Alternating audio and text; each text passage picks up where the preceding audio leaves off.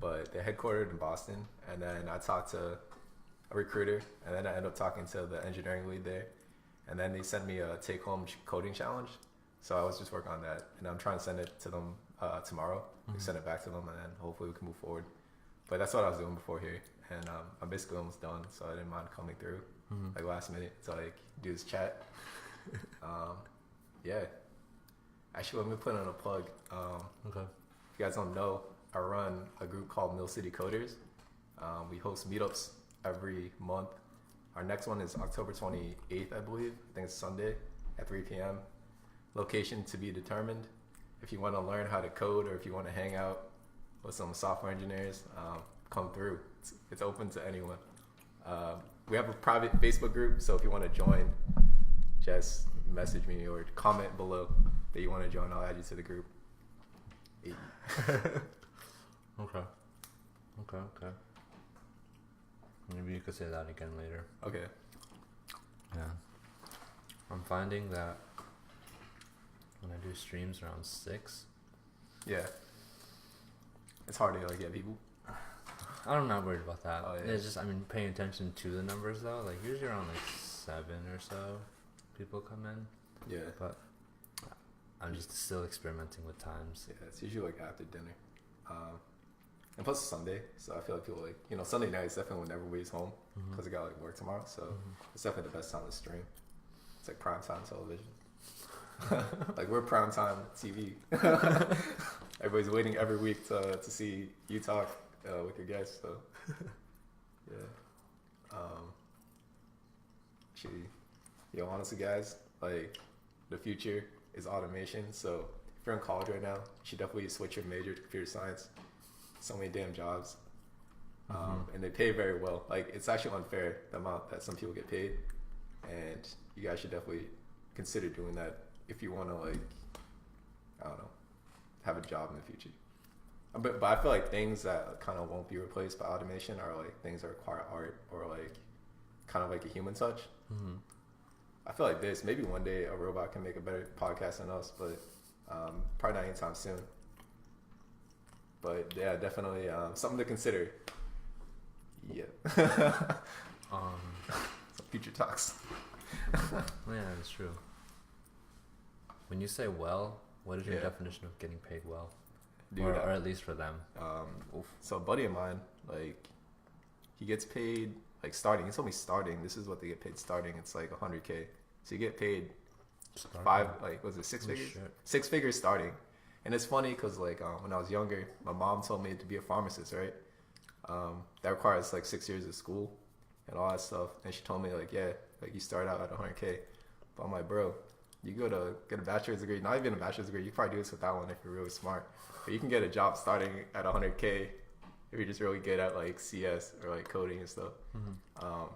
So, yeah, guys, definitely pick that shit up. It's not that hard, trust me. Like, when I first started, I didn't even know what the hell it was. And, I haven't been doing it for too long, but I think I started my junior year of college, which was around 2014, I would say. Yeah, 2014. But yeah, I'm still learning every day. So yeah, that's just like my little spiel for computer science. And honestly, like, there's so many, and I feel like it's an industry around this because, like, a lot of people, like, when people, like, when people try to sell you something, they're trying to prey on your, like, fears sometimes. And I feel like every time I'm on Facebook, I see ads for, like, coding boot camp, 30% off, like, do this boot camp, you'll get a job. And I feel like that's just, like, preying on people's insecurities. Because I feel like a lot of those, like, they can be good, but I feel like the success rate might not be as high as you'd like. So definitely, I don't know. I think education is, like, a interesting subject because, like, even college, like, I don't even think, like, a lot of stuff that you pay for is, like, even worth paying for. Because I would like, probably skip class all the time. And I just, like, to pass my test, I just read the slides or read the book. And I didn't really need a teacher. Which is, that could be, like, an example of just the teacher sucks. So it's like, I'd rather just teach myself. Yeah. But it feels like a lot of the subjects I learned, like, I didn't even want to learn. I just had to learn. It was just part of the curriculum. but not necessarily all schools are like that. There are some schools that let you like kind of choose your own path, but you know, the one I went to, it's kind of just go by the book. But it's just my 2 cents on that.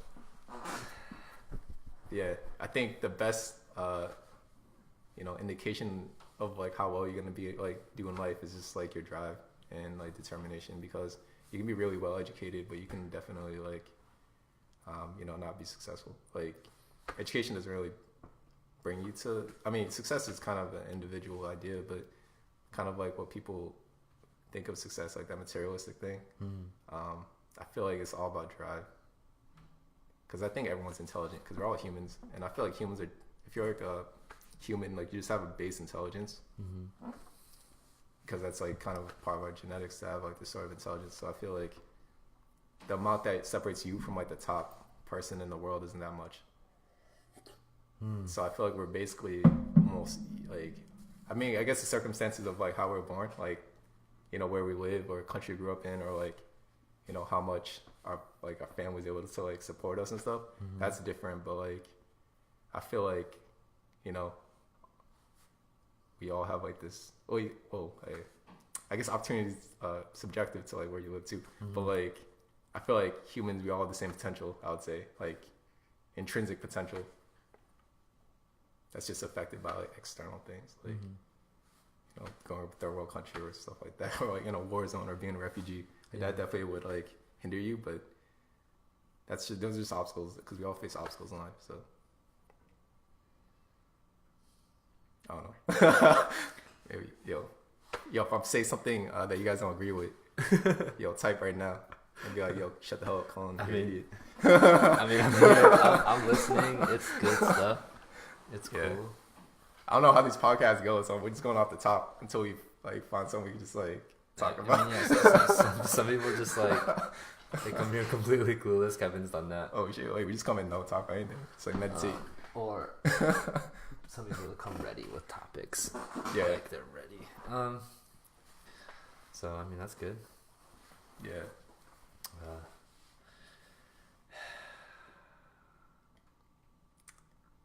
I don't know where my thought process is for that. Where to go? I think that, or I've been saying this a lot, which is like it goes back to my head wants to go to a few different places. Success, I guess you could say. We always say that we define our own success, which is, I think now it's more true than what I used to believe. And what I'm interested in, so I pretty much have been dissecting and deconstructing my happiness. Yeah. And like how I was able to get to a place like that, and what it means, and if it's real. And so I was like, oh yeah, this is real, and this is important, because I'm able to really appreciate everything, especially the work aspect, where like most of us don't like our jobs, and that's just a fact, and that's okay. And I think that, yeah, like that's completely normal that we don't like our jobs. But I think if you can rearrange some of the wiring or the neural networks in your brain, you can have a different viewpoint on it. And then, because like I can get really pumped to just work on something that is out of my lane. Yeah. Right. Because I attached it, and then I'm like, okay, so like, what are all the elements that are making me totally content / happy with that element of my life right now? And I'm like, okay, well, I can appreciate what's happening now. I can look at all different perspectives and just be like, yeah, I'm fortunate. And the other aspect is I'm excited for the future. So I recognize that we're obviously conscious enough where we can think about the future. Most people worry about the future. Yeah. And I'm like, oh, I'm excited. Yeah. Like, and I'm patient at the same time. Like, yeah, I want it to come, like whenever that day is of like I can move on to next level stuff. But I'm also really patient about things. which is a nice balance. And so I was like, okay, so my excitement gets me happy. My patience also gets me happy because now I don't feel like I'm in a rush. But I know that I have to put in the time every day. Yeah. And that's fine. Whereas like when someone's mindset's kind of like out of whack and they look at it as a dead end job or like something to pay the bills, or they can't level up in this career and stuff, like it can really tear them down. Or if it's like, oh, I'm lost, I don't know who I am. Like I get all that, right? Yeah.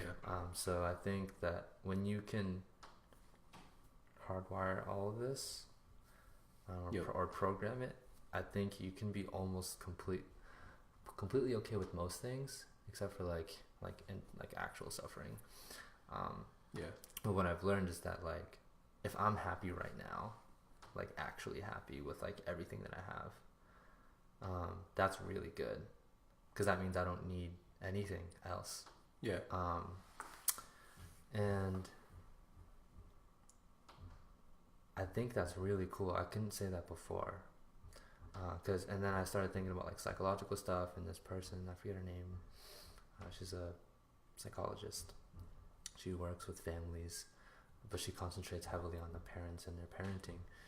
And she talks about how parents have too much ego, and they don't know how to properly love their kids, and this and that. And we bring children into the world to kind of check off our personal list, kind of like a goal. Like people have kids as like a goal and shit. Yeah, versus like understanding what you're really bringing. I feel like actually that's an interesting point you put up. Like I feel like people do things as part of a recipe that they're given, like for happiness. Like say like their parents, because I feel like a lot of the stuff you get from your parents, it's like they'll instill in something like, oh, there's a recipe to success or happiness, and just follow it.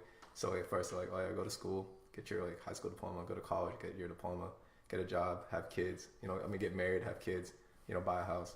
And that's like kind of like the recipe that we're given, like for success or happiness. But like if a lot of that stuff is not internal, if like internally like that's not motivating you, then like I feel like you're just living kind of like a lie. And it kind of goes back to what you're saying, like real happiness. I feel like you can have the trappings of like a successful or a happy life. Like you might have a really good job or like a really beautiful wife and like kids and stuff, but you might not be happy. So I feel like it's all of our responsibilities to like attain our own happiness, because no one's gonna do it for you. You have to be very you have to be responsible for that. Like, and then it's like we're all mortal, right? I don't think any of us gonna live forever.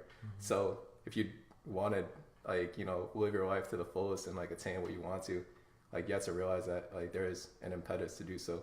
Like we're all gonna die one day, so like you can either die like attaining what you wanted to attain, or like not, or just regret, or I wouldn't say regret that shit, but just not, it's either you do or you don't. So like, and then like people like it's also good to like be excited for the future too. I feel like I think life is only, it's good to be content with what you have in the present, because that's the only time we're alive, right? We're only alive in the present. You're not alive in the future or the past. And I think we tend to forget those things, because if you're only living for the future, you're kind of like sacrificing your present for something that you'll never really live in, because you can't live in the future, right? You want to live in the present. And if you're always living for the future, you're never going to enjoy the present, right? So guys, go to that party, go to that concert, right? But do it in moderation. And on the flip side, if you don't have anything to look forward to, like you can grow bored or like stagnant with your life, right? So I think everything in life is a balance. Like you need to have stuff that motivates you in the future, but also being present in the present moment as well, because that's the only time you are alive. And also like the past is like it's important to learn from your past, otherwise you end up in these cycles where you just keep making the same mistakes. So that's what the past is good for, but definitely don't dwell on it. I remember I was young, I used to dwell on my past, and I guess like I think we all do. Sometimes we have relapses, but I feel like the more you learn from your past, or the wiser you get, or the older you get, like you realize like like just take those lessons and roll with the punches and move forward. I agree.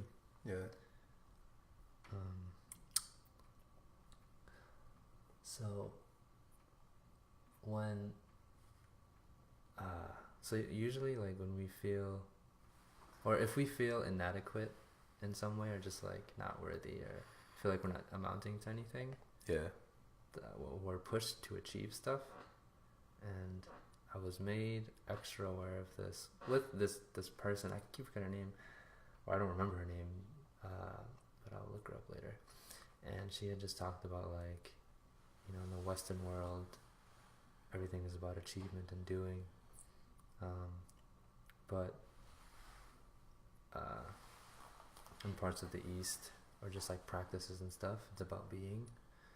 And so when you really think about it, and she was saying like how parents, like, they'll have kids so that they can, because they were never seen for who they were, so they have kids and try to make them become everything that they weren't, just so they could be seen. Damn, bro. So like I was like, oh shit. And so like in this world, like in today's society, because of the system and how it is, it's like you're really encouraged to become something, to do things, and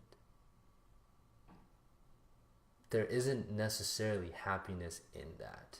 Happiness plays a part in that, but when we talked about being in the moment and being happy, you have to be present. And so one of my favorite things I've been saying lately is, like, in today's world, we only get paid to do and not to be. And so a huge driving factor to achieve things and to keep going, aside from the fact that we use money to survive, which is like my point. You only get paid when you do something. You don't get paid to be something. And if the world worked that way, where it was that balance of that and it was equal, then I think the world would be a little less crazy and more like in tune. And would actually value slowing down and kind of just chilling out instead of being like, oh, I have to go do something to work, versus like if I'm just just sitting here and meditating or just doing my thing and improving myself internally, I'm also paying the bills that way. But that's not the case. Actually, that's funny. Cause like because of that automation thing I brought up in the like earlier, people are actually thinking of like universal basic income as a way of like kind of offsetting the fact that people don't need to work as much because robots will do everything. And then one of the benefits of like a universal basic income, where like you're provided like all the money you need to like at least live, is that, you know, being able to just be, right? Because you said like, oh, we get paid for doing things, which is like kind of the way it is now. Like, you know, people pay for services and goods that you produce. But if you just got paid for existing, which is the universal basic income, that opens up, you know, people to like kind of find out what they're really driven to do, and also reach their full potential without worrying about bills, right? Yeah. They don't have to worry about bills. And I feel like if people were able to like follow their passion and, you know, do that stuff without worrying about surviving, I feel like the world would be a better place, because I think you'll just see a lot of happier people doing stuff that they really want to do as opposed to doing stuff they have to do. And I think if you're surrounded by such good energy of people like just following their dreams without fear of not surviving, I feel like the world would just be a crazy, like, it'll be an interesting place. Maybe I won't call it a utopia, because I don't think utopias exist.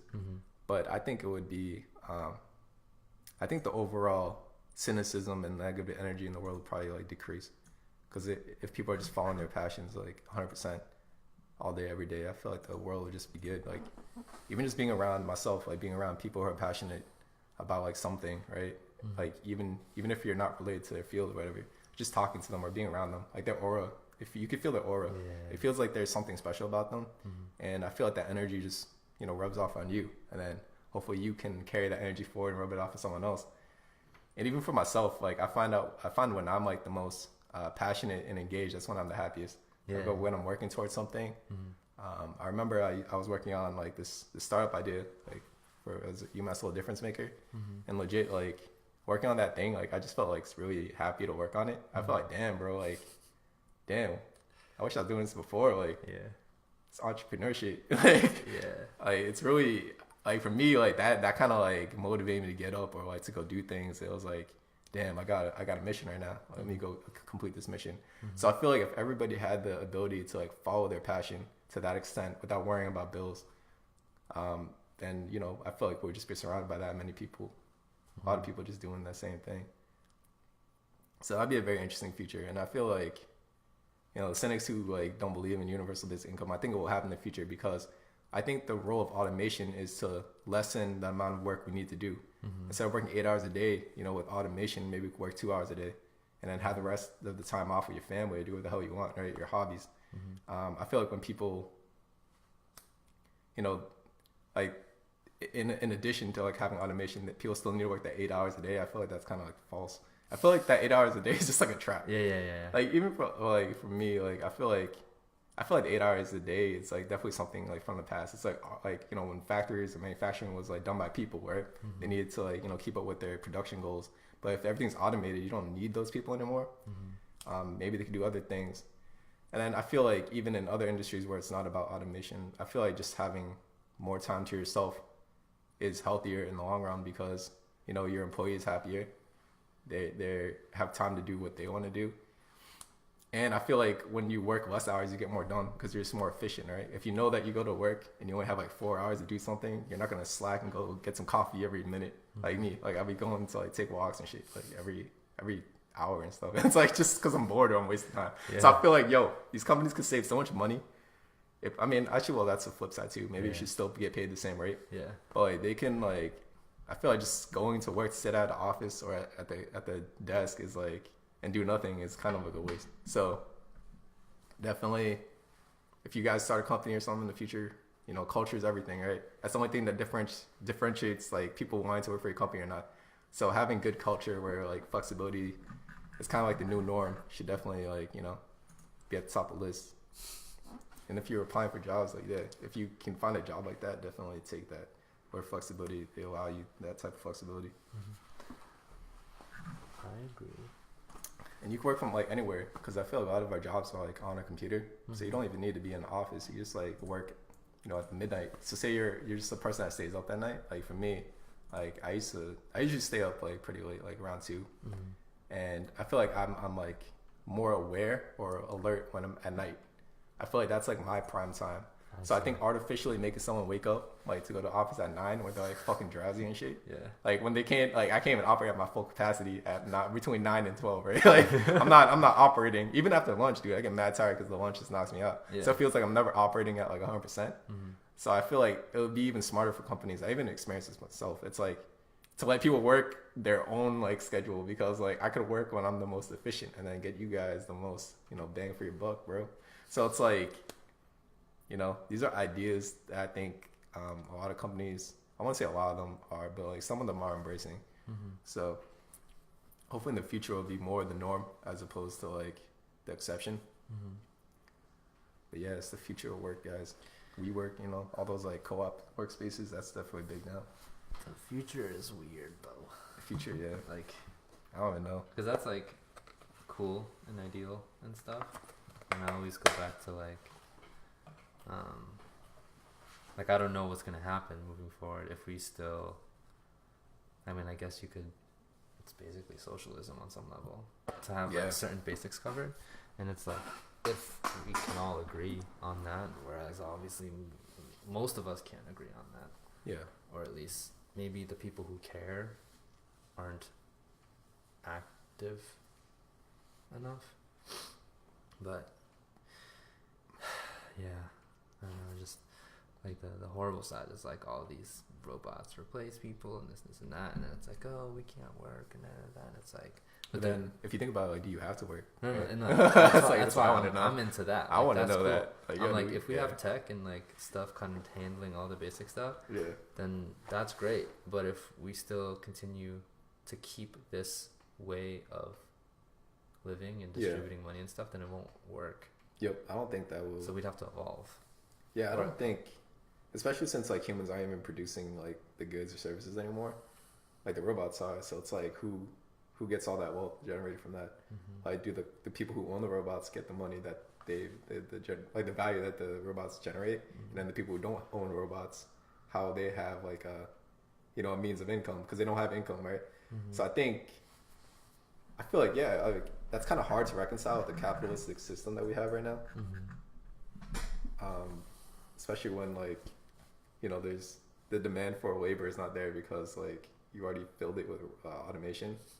So then you have a surplus of people who don't have like a way of making money. So definitely like I feel like it will move toward a socialistic type of system where a lot of the wealth is redistributed, or like not even wealth is redistributed. It's just like the wealth belongs to everyone, as opposed to like belonging to a company, a group of people. So maybe that's like the future, but I feel like the reason why that's not likely is because human greed is kind of like humans are born greedy. That's part of our nature. Like, to survive is like, you know, you're in competition with other humans, or even the environment or other species, right? And I feel like that's a thing that's like an instinct, or like that's a feeling that we have, that it's a part of being a human. So it's like, I think if humans evolve, because I think we're always evolving, right? So like maybe if humans like evolve to not be as greedy, like whatever the next species of human is, or the next step, I think a lot of those individualistic like instincts will kind of disappear to be more like a shared instincts where like you care about each other as more to individual needs.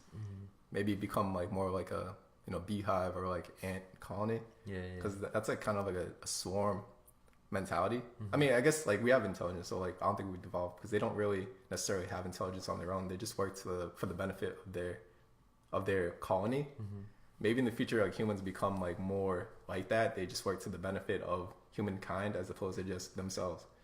Because that's like the biggest issue with the human race is like humans are still individuals, whereas like you know, bees or like, you know, ants, they act like not really as individuals. They act as an organism, as a super organism, like as a colony or a hive, and that's kind of like their goal. I mean, and humans actually act that way too, like when we're organized in like, you know, militaries or countries. But even then, like we still have a lot of individual urges. That's why corruption exists. Like, you know, people, even though they're like dictators, like, or like leader of a socialistic country, some of them become dictators because, you know, the corruption. They care about power and money. So, you know, that's why like some socialistic countries are kind of like, especially in South America, they're like that because like, you know, they promise a lot of like socialism to the people, but they actually end up like, you know, not providing that. Just become dictators like Fidel Castro and like, was it the person in Hugo Chavez or something in Venezuela? Like all those countries are like, I don't know. It's like socialism, but like they do it like they let socialism become corrupt because of human nature. So like socialism in itself is not a bad thing, but when humans try to implement it in a way that doesn't that puts too much trust in one person, then that one person can ruin the whole thing because they can become corrupt. So I think like the biggest challenge for us to survive in the future is to like, one, like let go that corruption or that greed that we have inside of us, and then, you know, trusting whoever we are trusting. Maybe we're even trusting robots or something, but that person that we're trusting, or AI that we're trusting, to be benevolent and not like fuck us over, right? So like, so I don't know, like that's some crazy shit, but you know, Terminator type shit. A fucking movie. Yeah, it's like, you know, we're in Matrix. You know, maybe like we don't trust humans to do that job, and we just trust an AI, like a computer, to do that for us, like to make sure like stuff is distributed evenly, or that no one takes advantage of the system. Yeah. And I feel like that's a possibility. I don't know. Never thought about that. Yeah. I feel like there's probably like a sci-fi film about that or something like that.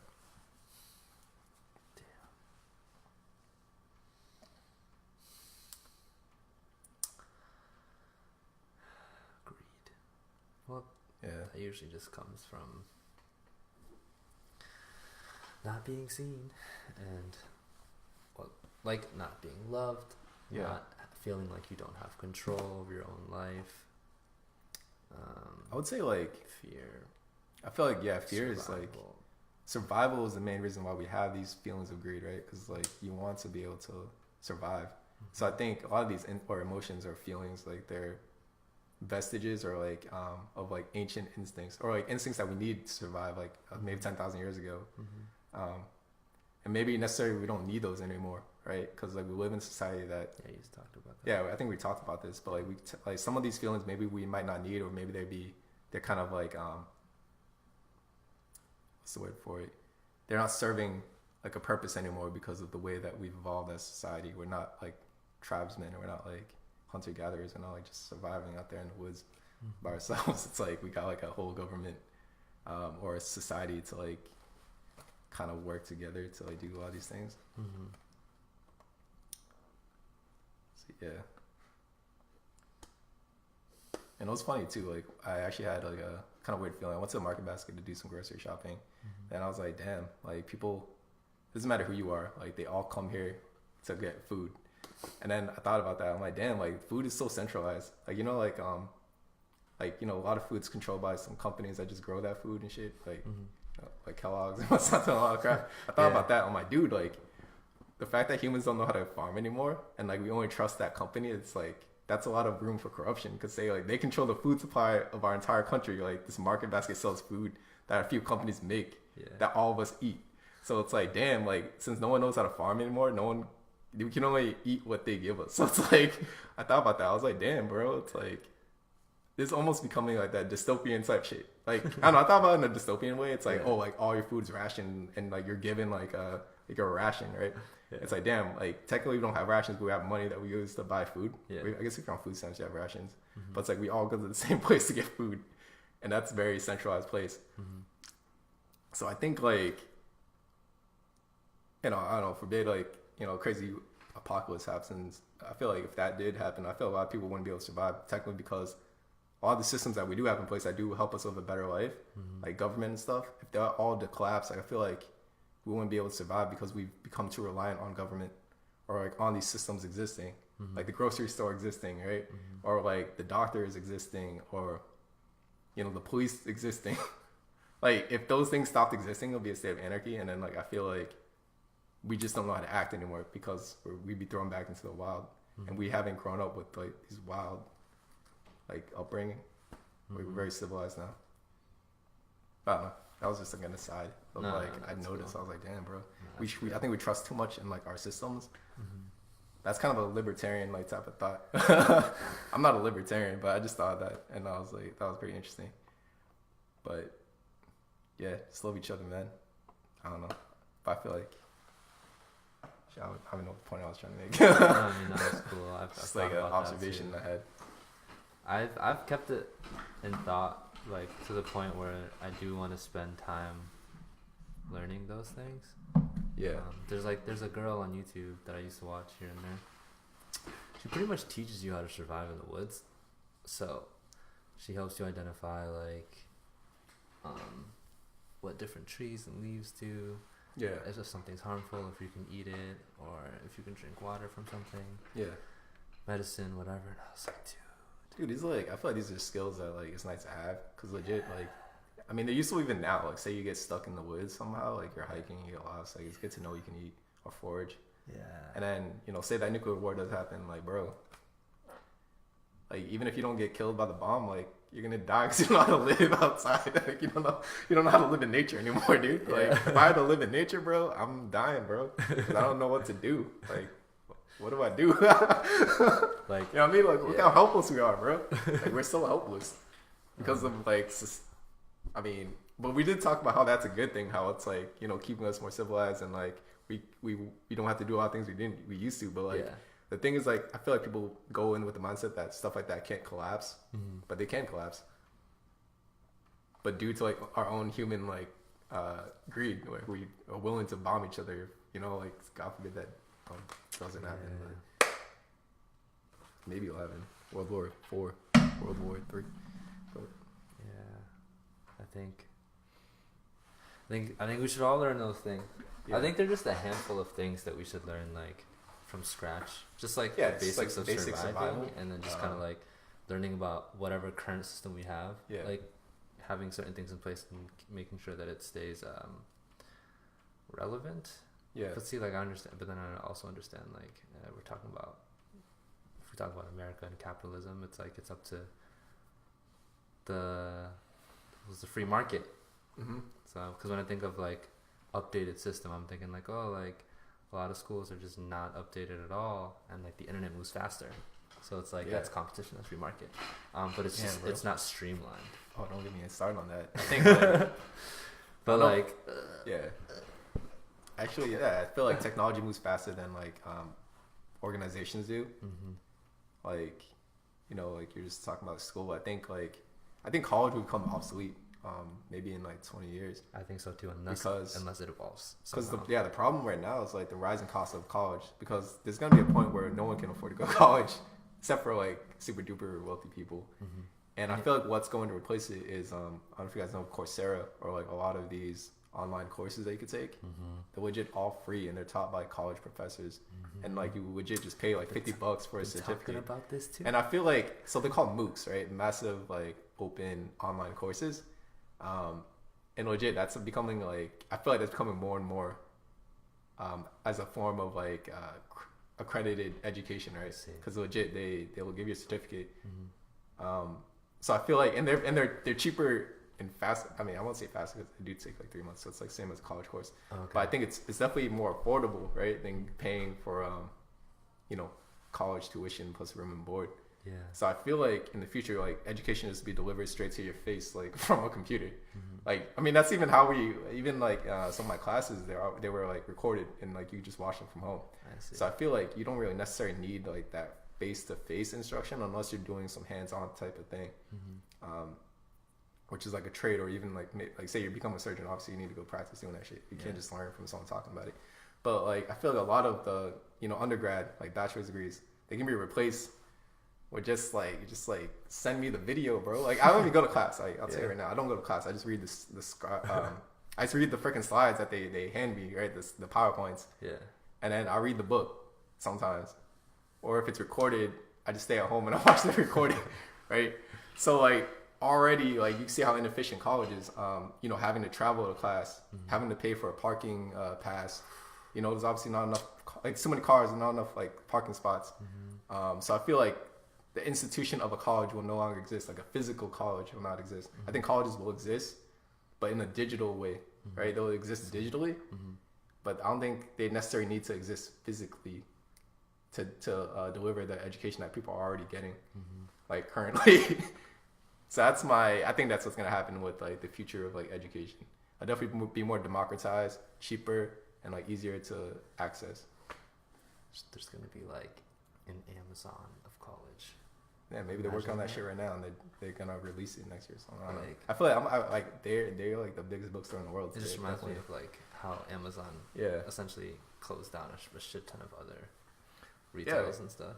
Because the way we just they're providing a better service than what the brick and mortar places can, mm-hmm. and they're basically shutting down so many like types of stores, right? Like retail. What else they shut down? Shut down that shit. Even mattresses, man. You can buy a mattress on Amazon. You don't have to go to a mattress store. Maybe one day you can buy a car off that. I don't know. Well, Craigslist, man. Oh yeah, Craigslist, dude. Yeah. That's also like that's where I bought my car. So it's like like honestly like. Technology moves faster than like things or businesses usually do, so they have to join the wave. It's like you either fight it or join it, and they got to join it to survive. I think even Walmart is becoming more like Amazon.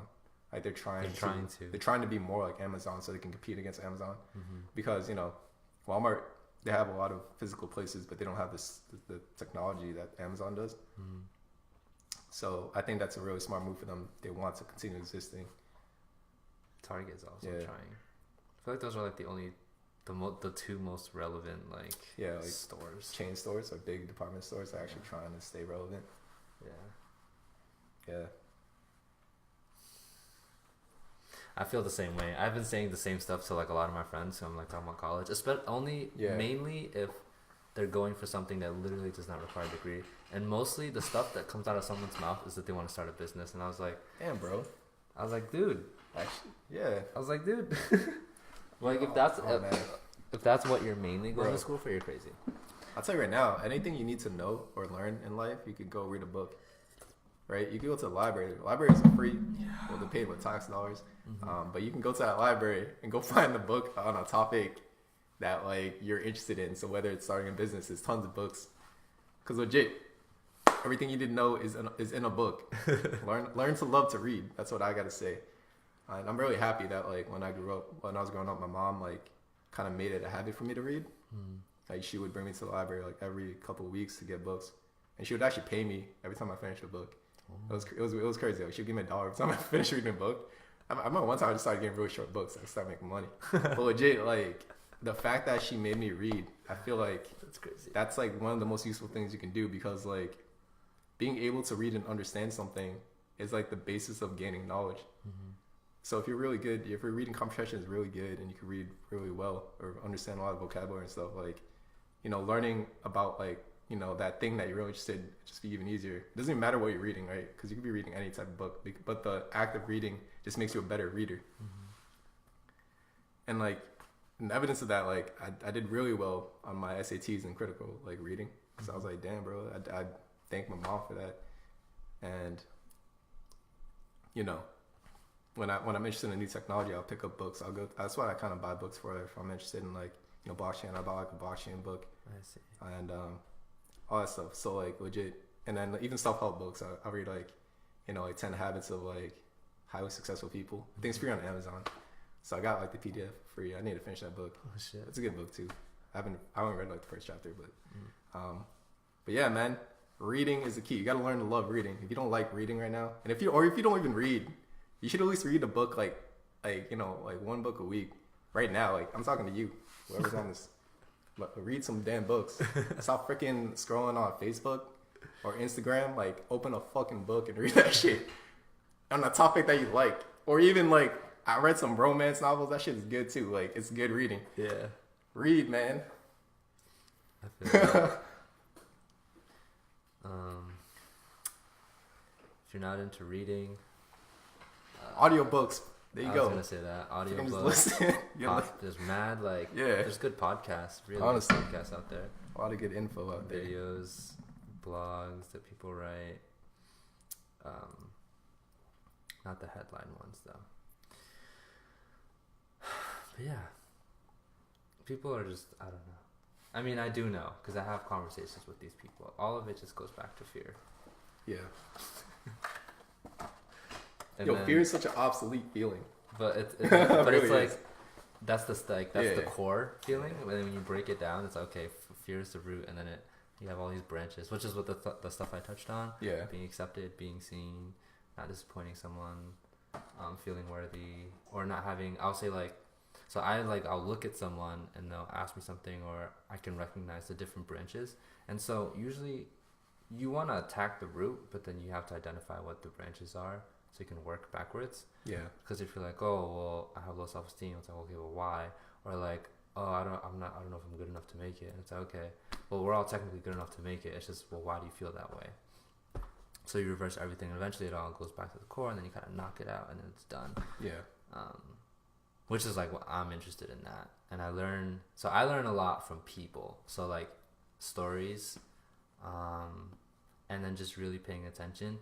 And like, I'm not the average social media scroller. Yeah. And so I'll learn from the best. I'll pay attention to what captures my attention. Yeah. Because I'm interested in like online marketing and all that kind of stuff. So information's everywhere, and I always say that if you really want to be something or do something, I'm sure everyone has people that they on some level like really respect or look up to. Yeah. You most likely can learn from them, especially if they're present online or just watching whatever pieces of work that they've released, studying the biography, or whatever you need to do, and that's a book usually. Yeah. That's how I learn from my favorite people. Even for myself, there's like YouTubers I follow. There's a lot of like tech YouTubers I follow, and they give me like a lot of advice on like just tech careers and stuff, and also even like technical knowledge. So like yeah, even if you don't like reading books, there's definitely a YouTuber that's YouTubing about a specific topic that you're very interested in. Like there's a guy, I think his name's Aries. Like he makes beats and he shows people like how to make beats and shit, like how he produces like music, right? And then I'm interested in producing music. I've never done it myself, but I do watch some of his videos just to like kind of get some insight on the process. So like a lot of information, you know, you can find on YouTube even, and you know, you can learn anything off of YouTube. Like even us, like yo, we learned how to dance off of YouTube, guys. Trust. We didn't know how to dance until YouTube existed. I mean, I think we just watched other people dance on like TV. Yeah. But legit, YouTube can teach you anything if the YouTuber is good. Yes. There's a lot of information out there. So yeah, so like what I do is I subscribe to like YouTube channels that like have real good content that I'm really interested in, and that like, you know, I'm interested in learning what they have to say. And those are the ones that put notification bells on. because I really care about what they have to say. I see. And those are the only ones that have the bells. Everything else, I just scroll for fun. Yeah. You know, the reaction channels, like the music reaction channels. Yeah. That shit's just for fun.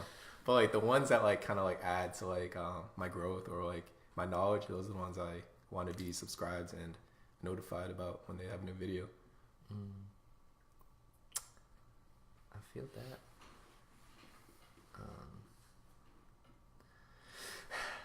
Do you have any plans after this? I'm asking, yeah, because it's 7:02. Not really. Just like, just finishing up my assignment. Oh, so we should say bye. Yeah. All right, yo. That was my hour. Hope you guys enjoyed what we talked about. Definitely off the cuff type stuff. Yeah. Follow me on Instagram, Kid Cully. If you want to join the Mill City Coders, comment below. I'll add you. Yeah, I'll leave info around and stuff. Peace. Just make a like a public page. Oh no, you're waiting on that, right? It's right now. It's just a private group. Maybe I'll make a public.